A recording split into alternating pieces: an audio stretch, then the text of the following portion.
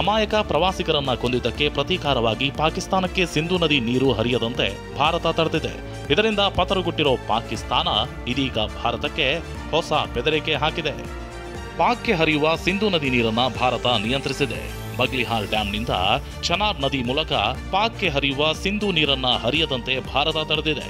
ಕಿಶಾನ್ ಗಂಗಾ ಡ್ಯಾಂನಿಂದ ಪಾಕ್ಗೆ ಹರಿಯುವ ನೀರು ಸ್ಥಗಿತಗೊಳಿಸಲು ಭಾರತ ಕ್ರಮ ಕೈಗೊಂಡಿದೆ. ಈ ಹೊಡೆತಕ್ಕೆ ಪಾಕಿಸ್ತಾನ ವಿಲವಿಲ ಒದ್ದಾಡಿದ್ದು ಭಾರತಕ್ಕೆ ಗೊಡ್ಡು ಬೆದರಿಕೆ ಹಾಕಿದೆ. ಸಿಂಧೂ ನದಿ ನೀರು ನಿಲ್ಲಿಸಿದ್ರೆ ಇಲ್ಲಿ ಹಸಿವಿನಿಂದ ಜನ ಸಾಯ್ತಾರೆ. ಸಿಂಧೂ ನದಿ ನೀರು ನಿಲ್ಲಿಸೋದು ಬೇರೆಡೆಗೆ ತಿರುಗಿಸೋದನ್ನ ಮಾಡಬಾರದು. ಸಿಂಧೂ ನದಿ ನೀರು ತಡೆಯಲು ಭಾರತ ಯಾವುದೇ ಡ್ಯಾಂ ಕಟ್ಟಬಾರದು. ಭಾರತ ಅಂತ ಕಾಮಗಾರಿ ಆರಂಭಿಸಿದ್ರೆ ಅದರ ಮೇಲೆ ದಾಳಿ ಮಾಡ್ತೇವೆ. ಸಿಂಧೂ ನೀರು ತಡೆಯುವ ಡ್ಯಾಂ ಕಟ್ಟಿದ್ರೆ ಸ್ಫೋಟಿಸ್ತೇವೆ ಅಂತ ಪಾಕಿಸ್ತಾನದ ರಕ್ಷಣಾ ಸಚಿವ ಖ್ವಾಜಾ ಆಸಿಫ್ ಭಾರತಕ್ಕೆ ಬೆದರಿಕೆ ಹಾಕಿದ್ದಾರೆ. ಭಾರತ ಕೊಡ್ತಾ ಇರುವ ಒಂದೊಂದು ಆಘಾತಕ್ಕೂ ಸಹಿಸಲಾಗದೆ ನರಳಾಡ್ತಾ ಇರುವ ಪಾಕಿಸ್ತಾನ ಇದೀಗ ಭಾರತದ ಹಡಗುಗಳು ಪಾಕಿಸ್ತಾನದ ಬಂದರುಗಳಿಗೆ ಬಾರದಂತೆ ನಿರ್ಬಂಧ ಹೇರಿದೆ. ಭಾರತದ ಹಡಗುಗಳ ಪ್ರವೇಶ ಬ್ಯಾನ್ ಮಾಡಿದ ಪಾಕ್ ಸರಕು ಸಾಗಾಣಿಕೆ, ಪ್ರಯಾಣಿಕರ ಹಡಗು ಎಲ್ಲದಕ್ಕೂ ನಿರ್ಬಂಧ ಹೇರಿದೆ. ಶನಿವಾರ ಪಾಕಿಸ್ತಾನದ ಹಡಗುಗಳಿಗೆ ಬಂದರು ಬಂದ್ ಮಾಡಿ ಭಾರತ ಏಟು ನೀಡಿತ್ತು. ಪಾಕ್ನ ಯಾವುದೇ ಹಡಗುಗಳು ಭಾರತದ ಬಂದರಿಗೆ ಬರದಂತೆ ನಿಷೇಧ ಹೇರಿತ್ತು. ಇದಕ್ಕೆ ಪ್ರತೀಕಾರವಾಗಿ ಪಾಕಿಸ್ತಾನದಿಂದಲೂ ಬಂದರುಗಳು ಬಂದ್ ಮಾಡಲಾಗಿದೆ. ಇದರಿಂದ ಭಾರತ ಪಾಕ್ ನಡುವಿನ ಸಮುದ್ರ ಮಾರ್ಗದ ವ್ಯಾಪಾರ ಸ್ಥಗಿತವಾಗಲಿದೆ. ಭಾರತ ಪಾಕ್ ನಡುವೆ ಸರಕು ಸಾಮಗ್ರಿಗಳ ಆಮದು ರಫ್ತು ಪ್ರಕ್ರಿಯೆ ಸಂಪೂರ್ಣ ಬಂದ್ ಆಗಲಿದೆ. ಮತ್ತೊಂದು ಕಡೆ ಪಾಕ್ ಜೊತೆಗಿನ ಎಲ್ಲಾ ರೀತಿಯ ಅಂಚೆ ಸೇವೆ ಸ್ಥಗಿತಗೊಳಿಸಿದ ಭಾರತ ಪಾಕಿಸ್ತಾನದ ಇಮೇಲ್ ಸೇವೆಗಳನ್ನು ಬ್ಯಾನ್ ಮಾಡಿ ಚಾಟಿ ಏಟು ನೀಡಿದೆ. ಭಾರತದ ವಿರುದ್ಧ ಪರಮಾಣು ಅಸ್ತ್ರವನ್ನೇ ಪ್ರಯೋಗಿಸಿಬಿಡ್ತೀವಿ ಅಂತಿರೋ ಪಾಕಿಸ್ತಾನದ ಮತ್ತೊಂದು ಮುಖ ಬಯಲಾಗಿದೆ. ಒಂದು ವೇಳೆ ಭಾರತ ಮತ್ತು ಪಾಕಿಸ್ತಾನದ ನಡುವೆ ಈಗ ಯುದ್ಧ ಆದರೆ ಏನು ಮಾಡುತ್ತೀರಿ ಅಂತ ಪಾಕಿಸ್ತಾನದ ಪತ್ರಕರ್ತ ಪಾಕಿಸ್ತಾನದ ಸಂಸದ ಶೇರ್ ಅಫ್ಜಲ್ ಖಾನ್ ಮರ್ವತ್ರನ್ನ ಪ್ರಶ್ನಿಸಿದ್ದಾರೆ. ಇದಕ್ಕೆ ಉತ್ತರಿಸಿದ ಸಂಸದ, ನಾನು ಇಂಗ್ಲೆಂಡ್ಗೆ ಹೋಗ್ಬಿಡ್ತೀನಿ ಅಂತ ಪುಕ್ಕಲುತನ ಪ್ರದರ್ಶಿಸಿದ್ದಾರೆ. ಇನ್ನು ಯುದ್ಧದ ವಿಚಾರವಾಗಿ ಪ್ರಧಾನಿ ಮೋದಿಯವರಿಗೆ ಏನು ಹೇಳ್ತೀರಿ ಅನ್ನೋ ಪ್ರಶ್ನೆಗೆ ಮೋದಿ ನಮ್ಮ ಚಿಕ್ಕಮ್ಮನ ಮಗ ಅಲ್ಲ ಎಂದಿದ್ದಾರೆ. बतौर पाकिस्तानी अगर जंग बढ़ जाती है तो बंदूक लेकर बॉर्डर पर जाएंगे? नहीं, अगर जंग बढ़ जाती है तो मैं इंग्लैंड चला जाऊंगा। इन हालात में आप नहीं समझते कि मोदी को थोड़ा सा पीछे जाना चाहिए ताकि हालात नॉर्मल हों? मोदी मेरे खाला का बेटा है जो मेरे कहने से पीछे जाएगा। ಭಾರತದಲ್ಲಿದ್ದುಕೊಂಡು ಪಾಕಿಸ್ತಾನದ ಪರವಾಗಿ ಗೂಢಚರ್ಯ ನಡೆಸುತ್ತಿದ್ದ ಇಬ್ಬರನ್ನ ಬಂಧಿಸಲಾಗಿದೆ. ಪಂಜಾಬ್ನ ಅಮೃತಸರದಲ್ಲಿ ಪೊಲೀಸರು ಇಬ್ಬರನ್ನ ಬಂಧಿಸಿ ವಿಚಾರಣೆ ನಡೆಸಿದ್ದಾರೆ. ಫಲಕ್ ಶೇರ್ ಮಸೀರ್ ಮತ್ತು ಸೂರಜ್ ಮಸೀರ್ ಎನ್ನುವ ಇಬ್ಬರು ಆರೋಪಿಗಳು ಭಾರತ ಸೇನೆಯ ಸೂಕ್ಷ್ಮ ಮಾಹಿತಿಗಳನ್ನು ಪಾಕಿಸ್ತಾನಕ್ಕೆ ರವಾನಿಸುತ್ತಿದ್ದ ಆರೋಪವಿದೆ. ಪಂಜಾಬ್ನಲ್ಲಿರುವ ಭಾರತದ ವಾಯುಸೇನೆಯ ಸ್ಥಳಗಳ ಫೋಟೋಗಳು ಮತ್ತು ಕೆಲ ರಹಸ್ಯ ಮಾಹಿತಿಗಳನ್ನು ಪಾಕಿಸ್ತಾನಕ್ಕೆ ರವಾನಿಸುತ್ತಿದ್ದರು ಎನ್ನಲಾಗಿದೆ. ಮತ್ತೊಂದೆಡೆ ಪಾಕಿಸ್ತಾನದ ಮಾಜಿ ಪ್ರಧಾನಿ ಇಮ್ರಾನ್ ಖಾನ್ ಮತ್ತು ಮಾಜಿ ವಿದೇಶಾಂಗ ಸಚಿವ ಬಿಲಾವಲ್ ಭುಟ್ಟೋ ಎಕ್ಸ್ ಖಾತೆಯನ್ನು ಭಾರತದಲ್ಲಿ ನಿರ್ಬಂಧಿಸಲಾಗಿದೆ. ಭಾರತದಲ್ಲಿದ್ದುಕೊಂಡು ಪಾಕಿಸ್ತಾನದ ಪರವಾಗಿ ಗೂಢಚರ್ಯ ನಡೆಸುತ್ತಿದ್ದ ಇಬ್ಬರನ್ನ ಬಂಧಿಸಲಾಗಿದೆ. ಪಂಜಾಬ್ನ ಅಮೃತಸರದಲ್ಲಿ ಪೊಲೀಸರು ಇಬ್ಬರನ್ನ ಬಂಧಿಸಿ ವಿಚಾರಣೆ ನಡೆಸಿದ್ದಾರೆ. ಫಲಕ್ ಶೇರ್ ಮಸೀರ್ ಮತ್ತು ಸೂರಜ್ ಮಸೀರ್ ಎನ್ನುವ ಇಬ್ಬರು ಆರೋಪಿಗಳು ಭಾರತ ಸೇನೆಯ ಸೂಕ್ಷ್ಮ ಮಾಹಿತಿಗಳನ್ನು ಪಾಕಿಸ್ತಾನಕ್ಕೆ ರವಾನಿಸುತ್ತಿದ್ದ ಆರೋಪವಿದೆ. ಪಂಜಾಬ್ನಲ್ಲಿರುವ ಭಾರತದ ವಾಯುಸೇನೆಯ ಸ್ಥಳಗಳ ಫೋಟೋಗಳು ಮತ್ತು ಕೆಲ ರಹಸ್ಯ ಮಾಹಿತಿಗಳನ್ನು ಪಾಕಿಸ್ತಾನಕ್ಕೆ ರವಾನಿಸುತ್ತಿದ್ದರು ಎನ್ನಲಾಗಿದೆ. ಮತ್ತೊಂದೆಡೆ ಪಾಕಿಸ್ತಾನದ ಮಾಜಿ ಪ್ರಧಾನಿ ಇಮ್ರಾನ್ ಖಾನ್ ಮತ್ತು ಮಾಜಿ ವಿದೇಶಾಂಗ ಸಚಿವ ಬಿಲಾವಲ್ ಭುಟ್ಟೋ ಎಕ್ಸ್ ಖಾತೆಯನ್ನು ಭಾರತದಲ್ಲಿ ನಿರ್ಬಂಧಿಸಲಾಗಿದೆ. ಭಾರತ ಸೇನೆ ಶೀಘ್ರದಲ್ಲೇ ದಾಳಿ ನಡೆಸುವ ಎಲ್ಲಾ ಸಾಧ್ಯತೆ ಕಾಣ್ತಾ ಇದೆ. ಭಾನುವಾರ ಪ್ರಧಾನಿ ಮೋದಿ ದೆಹಲಿ ನಿವಾಸದಲ್ಲಿ ಭಾರತೀಯ ವಾಯುಸೇನೆ ಮುಖ್ಯಸ್ಥ ಎಪಿ ಸಿಂಗ್ ಭೇಟಿಯಾಗಿ ಮೋದಿ ರಹಸ್ಯ ಚರ್ಚೆ ನಡೆಸಿದ್ದಾರೆ. ಇದಕ್ಕೂ ಮುನ್ನ ನೌಕಾದಳದ ಮುಖ್ಯಸ್ಥ ಹಾಗೂ ಭೂಸೇನೆ ಅಧಿಕಾರಿಗಳೊಂದಿಗೆ ಮೋದಿ ಚರ್ಚಿಸಿದ್ದಾರೆ. ಪಾಕಿಸ್ತಾನದ ವಿರುದ್ಧದ ತೆಗೆದುಕೊಳ್ಳಬೇಕಾದ ಕ್ರಮಗಳ ಬಗ್ಗೆ ಮಾಹಿತಿ ಕಲೆ ಹಾಕಿರುವ ಮೋದಿ ಪಾಕ್ ವಿರುದ್ಧ ದಾಳಿಗೆ ಯಾವುದೇ ಕ್ಷಣ ಸೂಚಿಸುವ ಸಾಧ್ಯತೆ ಇದೆ. ಮತ್ತೊಂದೆಡೆ ಪಹಲ್ಗಾಮ್ ಉಗ್ರರ ದಾಳಿಗೆ ಪ್ರತೀಕಾರ ತೀರಿಸಿಕೊಳ್ತೇವೆ ಅಂತ ಪಾಕಿಸ್ತಾನಕ್ಕೆ ರಕ್ಷಣಾ ಸಚಿವ ರಾಜನಾಥ್ ಸಿಂಗ್ ಬಹಿರಂಗವಾಗಿ ಎಚ್ಚರಿಕೆ ನೀಡಿದ್ದಾರೆ. ಕಾಶ್ಮೀರದಲ್ಲಿ ಇರುವ ಭಾರತದ ಯೋಧ ಮುನೀರ್ ಪಾಕಿಸ್ತಾನದಲ್ಲಿ ಇದ್ದ ಮಾವನ ಮಗಳು ಮೀನಲ್ ಖಾನ್ನ ಕಳೆದ ವರ್ಷ ಮದುವೆಯಾಗಿತ್ತು. ಆದರೆ ಪಹಲ್ಗಾಮ್ ದಾಳಿ ಬಳಿಕ ಪಾಕ್ ಪ್ರಜೆಗಳನ್ನ ವಾಪಸ್ ಪಾಕಿಸ್ತಾನಕ್ಕೆ ಕಳಿಸೋದಕ್ಕೆ ಭಾರತ ಆದೇಶಿಸಿದೆ. ಆದರೆ ಇದರ ವಿರುದ್ಧ ಮುನೀರ್ ದಂಪತಿ ಹೈಕೋರ್ಟ್ ಮೆಟ್ಟಿಲೇರಿದ್ದಾರೆ. ಈ ಬಗ್ಗೆ ಮಾತನಾಡಿದ ಪಾಕ್ನ ಮಿನಲ್ ತಮ್ಮ ತಪ್ಪೇನಿದೆ ಅಂತ ಭಾವುಕರಾಗಿದ್ದಾರೆ.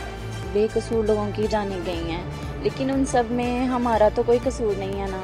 जिस तरह अब हमारा वीज़ा 9 साल बाद लगा है और अब एकदम से उन्होंने जो उन्होंने हमें रूल्स बताया हमने उन पे फॉलो किया।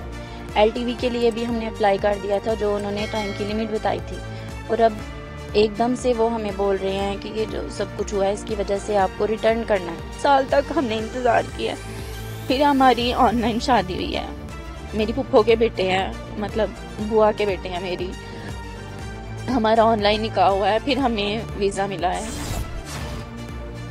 ಪಬ್ಜಿಗೆ ಮಾಡುವಾಗ ಪರಿಚಿತನಾದ ಸಚಿನ್ ಮೀನಾಗಾಗಿ 4 ಮಕ್ಕಳ ಜೊತೆ ಪಾಕಿಸ್ತಾನ ಗಡಿ ದಾಟಿ ಭಾರತಕ್ಕೆ ಬಂದಿದ್ದ ಸೀಮಾ ಹೈದರ್ ಮತ್ತೆ ಸುದ್ದಿಯಲ್ಲಿದ್ದಾಳೆ. ಗುಜರಾತ್ ಮೂಲದ ವ್ಯಕ್ತಿಯೋರ್ವ ಸೀಮಾ ಹೈದರ್ ಮನೆಗೆ ನುಗ್ಗಿದ್ದಾನೆ. ನನ್ನ ಮೇಲೆ ವಾಮಾಚಾರ ಮಾಡಿಸಿದ್ದಾಳೆ ಅಂತ ಸೀಮಾಳ ಕುತ್ತಿಗೆ ಹಿಸುಕಿ ಕೊಲ್ಲೋದಕ್ಕೆ ಯತ್ನಿಸಿದ್ದಾನೆ.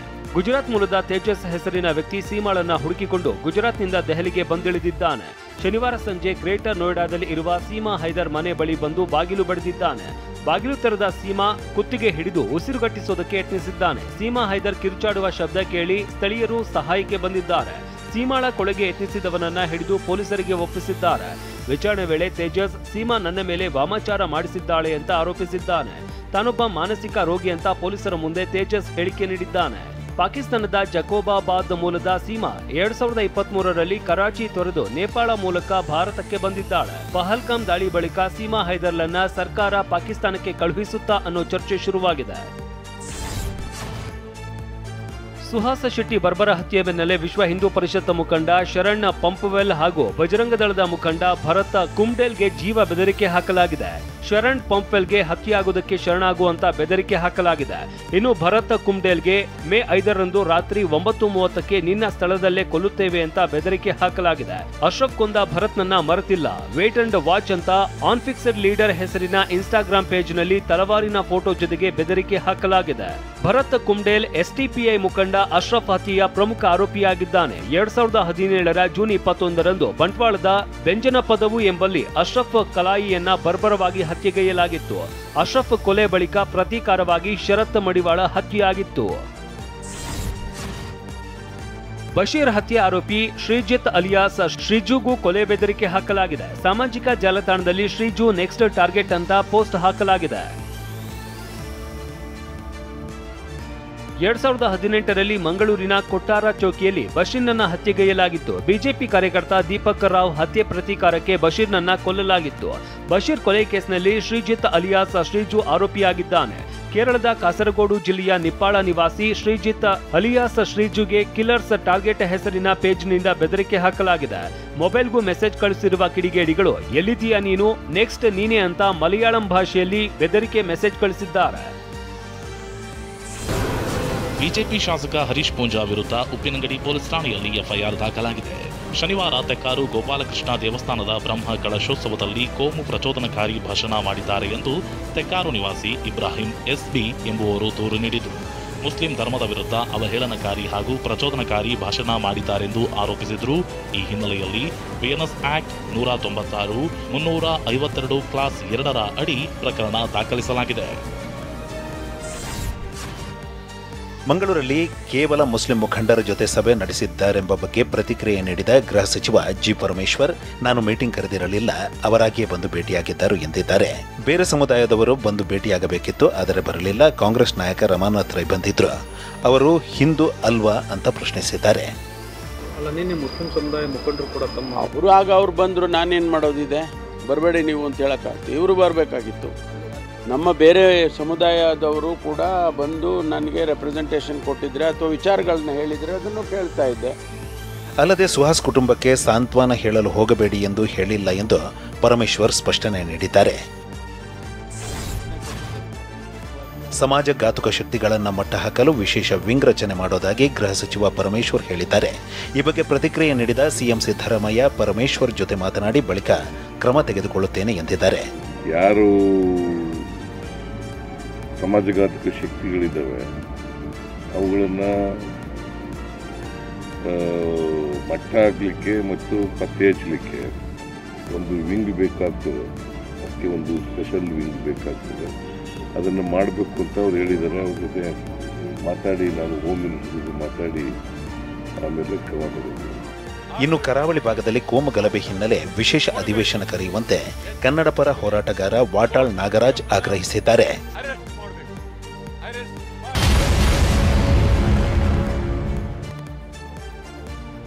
ಸಿಇಟಿ ಬಳಿಕ ಇದೀಗ ನೀಟ್ ಪರೀಕ್ಷೆಯಲ್ಲೂ ಜನಿವಾರ ತೆಗೆಸಿರುವ ಘಟನೆ ಕಲಬುರಗಿಯ ಸೇಂಟ್ ಮೇರಿ ಕಾಲೇಜಿನಲ್ಲಿ ನಡೆದಿದೆ.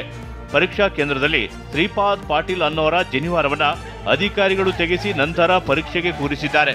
ವಿಷಯ ತಿಳಿದು ಬ್ರಾಹ್ಮಣ ಸಮಾಜ ಪರೀಕ್ಷಾ ಕೇಂದ್ರದ ಎದುರೇ ಪ್ರತಿಭಟನೆ ನಡೆಸಿದ್ದಾರೆ. ಅಧಿಕಾರಿಯನ್ನ ಅಮಾನತು ಮಾಡುವಂತೆ ಆಗ್ರಹಿಸಿದ್ದಾರೆ. ಮಧ್ಯಪ್ರದೇಶದ ಇಂದೋರ್ನಲ್ಲಿ 3 ವರ್ಷದ ಜೈನ ಬಾಲಕಿಗೆ ಸಂತಾನ ನೀಡಿರುವ ಪ್ರಕರಣ ಇದೀಗ ಭಾರೀ ಚರ್ಚೆಗೀಡಾಗಿದೆ. ಮಿದುಳಿನ ಗೆಡ್ಡೆ ಕಾಯಿಲೆಯಿಂದ ಬಳಲುತ್ತಿದ್ದ 3 ವರ್ಷದ ಬಾಲಕಿ ವಿಯಾನಾ ಜೈನ್ಗೆ ಜೈನ ಮುನಿ ಸಲ್ಲೇಖನ ವ್ರತ ಮಾಡಿಸಿದ್ದಾರೆ. ವ್ರತ ಮುಗಿದ 10 ನಿಮಿಷದಲ್ಲಿ ಬಾಲಕಿ ಅಸುನೀಗಿದ್ದಾಳೆ. ಸದ್ಯ ಈ ಘಟನೆ ಕುರಿತು ಕಾನೂನು ತಜ್ಞರು ಆತಂಕ ವ್ಯಕ್ತಪಡಿಸಿದ್ದಾರೆ.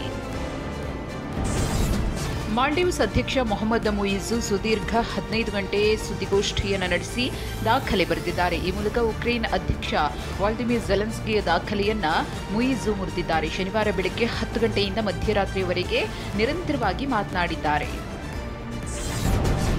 ಕನ್ನಡ ಹಾಡು ಹಾಡಿ ಎಂದಿದ್ದಕ್ಕೆ ಪಹಲ್ಗಾಮ್ ದಾಳಿಯನ್ನು ಹೋಲಿಸಿದ್ದ ಗಾಯಕ ಸೋನು ನಿಗಮ್ ವಿರುದ್ಧ ಈಗಾಗಲೇ ಎಫ್ಐಆರ್ ದಾಖಲಾಗಿದೆ. ವಿವಾದ ಹೆಚ್ಚಾಗ್ತಾ ಇದ್ದಂತೆ ವಿಡಿಯೋ ಮೂಲಕ ಸೋನು ತಮ್ಮನ್ನು ಸಮರ್ಥಿಸಿಕೊಂಡಿದ್ದು 4-5 ವಿದ್ಯಾರ್ಥಿಗಳು ತಮಗೆ ಕನ್ನಡ ಹಾಡು ಹಾಡುವಂತೆ ಬೆದರಿಕೆ ಒಡ್ಡಿದ್ರು ಎಂದಿದ್ದಾರೆ. ಸೋನು ನಿಗಮ್ ಹೇಳಿಕೆ ವಿರುದ್ಧ ಹಿರಿಯ ನಟ ದೊಡ್ಡಣ್ಣ ಕಿಡಿಕಾರಿದ್ದಾರೆ. ಕ್ಷಮೆ ಕೇಳುವ ಬದಲು ಸಮರ್ಥನೆ ನೀಡಿರುವ ಸೋನುಗೆ ಚಳವಳಿಕಾರರು ತಕ್ಕ ಉತ್ತರ ನೀಡುತ್ತಾರೆ ಎಂದಿದ್ದಾರೆ.